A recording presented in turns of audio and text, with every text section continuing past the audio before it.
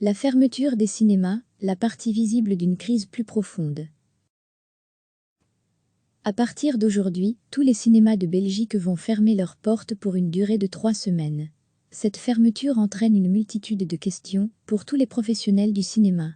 Chaque cas est évidemment différent. Les conséquences financières pour des grands groupes, comme Kinépolis ou UGC, ne seront pas les mêmes pour des cinémas indépendants. Exemple, à Liège et à Namur, les Grignoux exploient 4 cinémas, avec un total de 13 écrans, sans oublier des brasseries installées dans ces établissements. À partir de ce midi, tout est fermé. Les Grignoux emploient 160 personnes. Est-ce que cette ASBL a les reins suffisamment solides pour supporter le manque à gagner que représentent 3 semaines d'inactivité? Heureusement, l'année 2019 chez nous, comme partout chez les exploitants, a été une très bonne année, la meilleure depuis 5 ou 6 ans, explique Catherine Lemaire, directrice de programmation des Grignoux, ce qui signifie que nous aurons un budget spécial de crise, mais bien sûr, cela ne suffira pas. Il faudra avoir recours de manière structurelle à du chômage technique, et en ce qui concerne les modalités de ce recours, ce n'est pas encore complètement clair.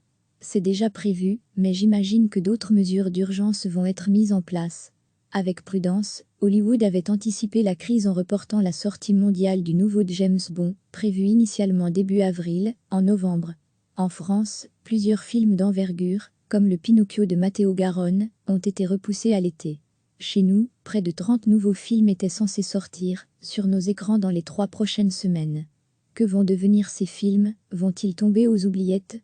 La question est complexe, comme le confirme Stéphane de Potté, directeur de la maison de distribution Cinéar. Si ces 30 films doivent sortir en salle, il risque d'y avoir un embouteillage, mais qui peut s'étendre sur une période plus ou moins longue, de sorte que le marché puisse absorber ces films-là. Mais je pense que très tôt va être abordée la question de savoir si tous ces films doivent encore sortir dans les salles de cinéma. Et si ce n'est pas le cas, quel est le choix qui va se faire? Comment décider? Tel film va sur grand écran, tel film sur un autre support?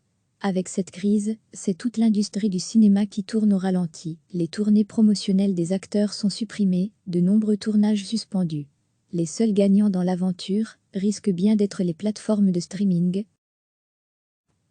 À partir d'aujourd'hui, tous les cinémas de Belgique vont fermer leurs portes pour une durée de 3 semaines. Cette fermeture entraîne une multitude de questions pour tous les professionnels du cinéma. Chaque cas est évidemment différent. Les conséquences financières pour des grands groupes, comme Kinépolis ou UGC, ne seront pas les mêmes pour des cinémas indépendants. Exemple, à Liège et à Namur, les Grignoux exploient 4 cinémas, avec un total de 13 écrans, sans oublier des brasseries installées dans ces établissements. À partir de ce midi, tout est fermé. Les Grignoux emploient 160 personnes. Est-ce que cette ASBL a les reins suffisamment solides pour supporter le manque à gagner que représentent 3 semaines d'inactivité? Heureusement, l'année 2019 chez nous, comme partout chez les exploitants, a été une très bonne année, la meilleure depuis 5 ou 6 ans, explique Catherine Lemaire, directrice de programmation des Grignoux, ce qui signifie que nous aurons un budget spécial de crise, mais bien sûr, cela ne suffira pas. Il faudra avoir recours de manière structurelle à du chômage technique, et en ce qui concerne les modalités de ce recours, ce n'est pas encore complètement clair. C'est déjà prévu, mais j'imagine que d'autres mesures d'urgence vont être mises en place. Avec prudence, Hollywood avait anticipé la crise en reportant la sortie mondiale du nouveau James Bond, prévu initialement début avril, en novembre. En France, plusieurs films d'envergure, comme le Pinocchio de Matteo Garonne, ont été repoussés à l'été. Chez nous, près de 30 nouveaux films étaient censés sortir sur nos écrans dans les 3 prochaines semaines. Que vont devenir ces films? Vont-ils tomber aux oubliettes? La question est complexe, comme le confirme Stéphane de Potté, directeur de la maison de distribution Cinéar. Si ces 30 films doivent sortir en salle, il risque d'y avoir un embouteillage, mais qui peut s'étendre sur une période plus ou moins longue, de sorte que le marché puisse absorber ces films-là. Mais je pense que très tôt va être abordée la question de savoir si tous ces films doivent encore sortir dans les salles de cinéma. Et si ce n'est pas le cas, quel est le choix qui va se faire? Comment décider? Tel film va sur grand écran, tel film sur un autre support?